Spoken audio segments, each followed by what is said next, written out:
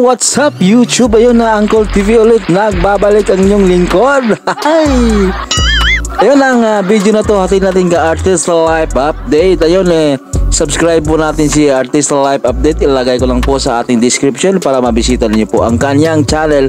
Ayun, at pasingit na rin ako sa ating channel. Huwag kalimutan mag-subscribe, like, at pa-click na rin sa ating notification bell para ma-update kayo sa ating mga bagong ina-upload. Ayun yung mga OFW natin dyan. Kumusta po kayo?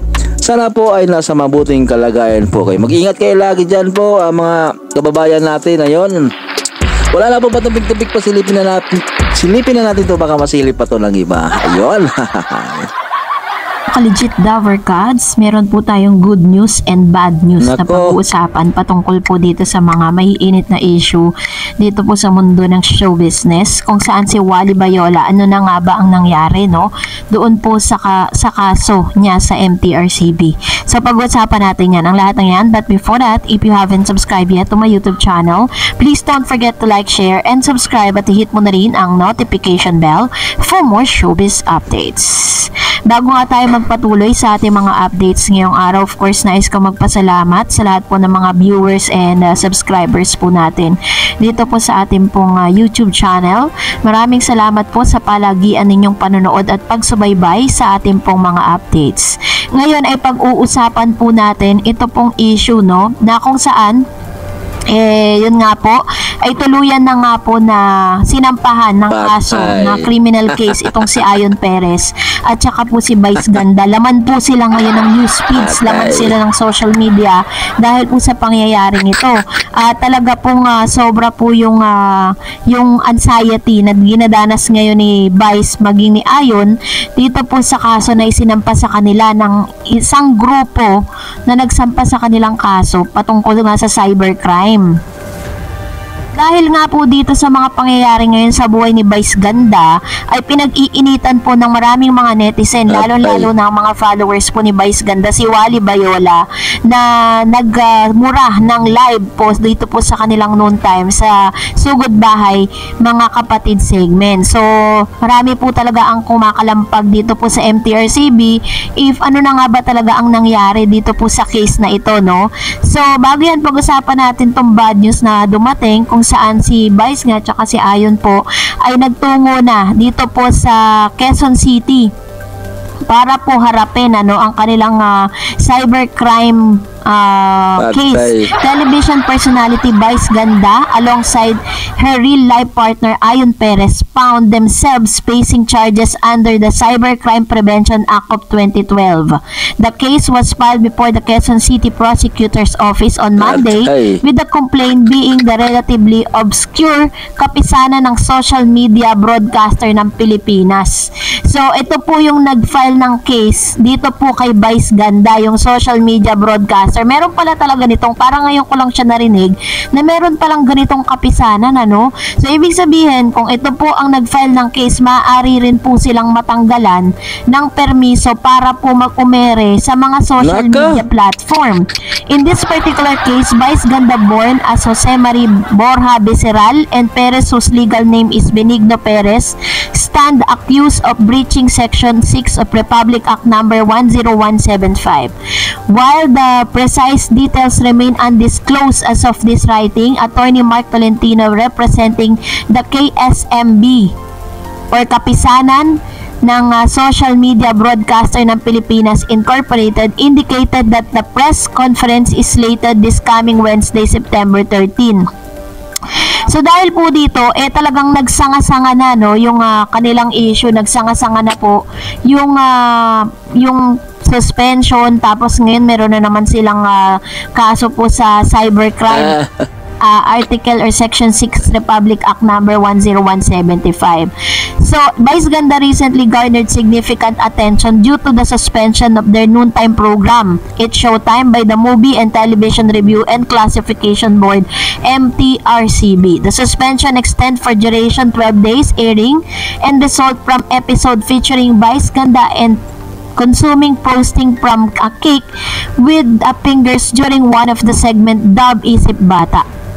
Though the MTRCB articulated that numerous viewers had registered complaints regarding the program July 25 episode alleging indecent behavior on the part of shows and hosts. So doon po nagsimula ang lahat ng kalbaryo ngayon ni Vice Ganda. Pero alam niyo po ba, alongside with that particular issue, ay meron naman pong payo, ito pong si Miss Lala, para po dito kay Vice Ganda na humaharap sa matinding pagsubok ngayon.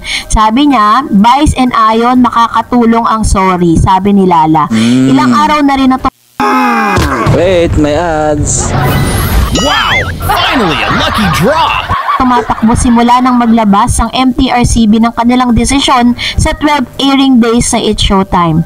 Magkakaalaman after 15 days kung ano na talaga ang mangyayari at kung sa loob ng 15 days ay nakaapela na ang It's Showtime sa Office of the President at kung ano ang naging resulta nito. Habang isinusulat ito, ay naninindigan pa rin si Vice Ganda na wala silang nilabag na violation at nakasaad din ito sa naging statement ng show. Kung matatandaan, matapos nga na ilatag ng MTRCB Chairman Lala Soto ang kanilang 12 days suspension, ay nagbigay po ng statement ang It's Showtime, pamunuan ng It's Showtime, na magkakaroon po sila ng appeal. Umapila po sila para po patunayan na wala pong nilabag or wala pong violation na ginawa si Vice Ganda. Nakausap naman si Chairperson Lala Soto at tinanong kung makakatulong kaya kung humingi sila ng sorry sa ginawa nila ng iba na nagkaroon ng violation. Ito na. Ilan sa mga ito ay sina Wally Bayola ng EAT nang nagmura si Regine Tolentino na nagkaroon ng nip slip at It's Showtime at Daisory Choi ng Eat Bulaga. Positibo naman ang naging tugon niya sa tanong na, honestly, I personally think that yes, it will help. But syempre, may kanya-kanyang pag-iisip ang board. Hindi ko naman kontrolado ang kanilang kaisipan. Pero yes, makakatulong talaga. Kaya po pala, ito po yun. Kaya po pala napakalaki ng naitulong na itong si Mr. Wally Bayola ay nag-public apology after po ng kanyang incident ng pagmumura ng live doon po sa Sugod Bahay mga kapatid segment. Kung babalikan lang natin, 'di ba? Nung nangyari po ito kay Vice at kay Ayon, wala po silang any public apology na ginawa kasi iniisip nila that they don't violate the rule, wala silang nilalabag na batas sa kanilang ginawa, kung saan dinidepensahan pa nila na totoo naman daw na ang pagkain daw na di umano ng cake ay dinudot-dot ng kamay. At yun yung isang bagay na talagang pinaglalaban nila. Kaso nga lang, humantong na po sila at halos yung pati po yung kapisanan ng mga social media broadcaster incorporated ay nakialam na nga sa kaso. So kaya naman pala itong ang EAT hindi masyadong bothered dito po kay Wally, no? Dahil sa proseso po na yun, ginawa ni Wally yung tamang dapat gawin. Nung nag-public apology po siya, malaki po yung naitulong nito para po talagang mas kumbaga parang bumabaw yung kanyang naging kasalanan sa Free TV nung napanood po siya. Kaya nga lang, yun lang, sabi nga ni Miss Lala, kahit po medyo magaan yung sanction na harapin ni Wally Bayola at ng EAT, pero hindi niya po di umano hawak ang kalooban ng maraming mga board members. Sila pa rin kasi talaga ang magde-decide kung ano po ang dapat gawin sa mga nagkasala. Kasi maging si Daisory na nagkaroon din po ng malfunction, wardrobe malfunction nung lumabas yung kanyang pinaka-sensitive na part ng kanyang katawan. Ganon din naman si Miss Regine Tolentino na habang siya'y sumasayaw, nangyari din yun. Pero they have the public apology. Kaya naman malaki din ang pasasalamat ni Wally, no? Kaya naspatan natin siya na talagang super marubdob ang kanyang pagdarasal. Siguro kasama na rin yung pagpapasalamat na hindi ganon katindi ang sanction. Kasi imposibleng hindi po alam ni Tito Sen ang nangyayari sa MTRCB dahil anak niya po itong si Miss Lala Soto. At imposibleng hindi nagkukwento si Lala patungkol dito sa issue ni Mr. Wally Bayola. Kaya tingnan nyo parang lax lang po sila. Parang very light lang nilang dinadala, 'di ba? Hindi katulad po dito kay Vice Ganda na talagang halos nakarating na po pati po mga senador ay dating Senator Enrile chief legal counsel or parang presidential legal counsel po ay nagsalita na rin towards Vice Ganda at kung ano-ano po yung mga pinagsasabi Yes. sa kanya kasi nga wala nga nakikitang humbleness or parang pagpapakumbaba dun sa maling nagawa ninyo kasi pinipilit nilang wala talaga silang ginawa.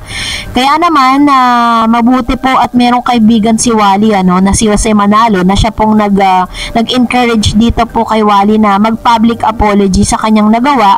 Kaya ngayon good news 'yun, 'di ba? Kasi sabi nga ni Miss Lala, ang pagsusorry public apology ay malaking tulong dun sa kaso na kinaharap po ni Vice as well as ng ilan sa mga nag-violate ng rule, no? So asahan na po natin na ayos na po 'yan. Very very light lang siguro ang kanyang magiging sanction with regards to that. And that's very good news. Hindi katulad po dito sa Yes. kabilang side na talagang dinanas nila yung parang sobra-sobra na sanction, no? Hanggang sa ngayon ay talagang dinadanas nila. So kayo po, ano pong saloobin ninyo patungkol dito? Comment down Yeah. below. Salamat po sa panonood. Ayun. Isa naman tama naman yung dagdag points din yan pagsusori diba? Maraming makakapanood yan pagsusori mo naka-live ka at saka naka-broadcast yung pagsusori mo, public yun sabi ni Lala Soto na nakakatulong daw, di ba? Pero sa kabila naman wala, ayan, sunod-sunod yung mga kamalasan. Ayun, kamalasan man tawag niyan kasi kinasuhan din sila ngayon sa cybercrime, di ba? Iba pala silang kaso, no? Ayun ko palang nalaman to, Ayun, kung makabalik man tong, kung masuspende man talaga to, matuloy yung suspension at saka pagbalik nila, sana ayusin na nila yung wag na magbibigkas na mga green jokes, ayun, di ba? Doon yun sa green jokes, yung mga dati nilang mga green jokes nadagdagan doon sa kaso nila Ayun, good luck na lang sa kanila dyan. Ayan, good luck sa lahat sa Showtime, kay Vice Ganda at Ayon Perez. Ayun, kung kayo pala bago sa ating channel, huwag kalimutan mag-subscribe, like at paklik na rin sa ating notification bell para ma-update kayo sa ating mga bagong ina-upload. Guys, ang video na to hatid natin kay Artist Life Update.